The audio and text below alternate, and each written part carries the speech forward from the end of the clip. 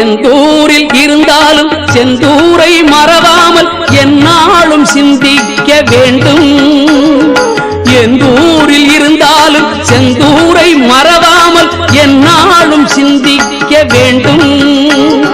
வந்தாரை வாழ்விக்கும் வடிவேலன் வடிவத்தை கண்ணார சந்திக்க வேண்டும்.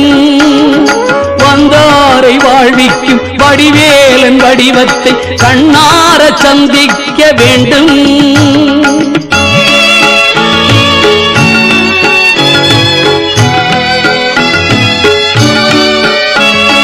கந்தா கடம்பா செங்கதிர்வேலா எனச் சொல்லி கனிவோடு வந்திக்க வேண்டும்.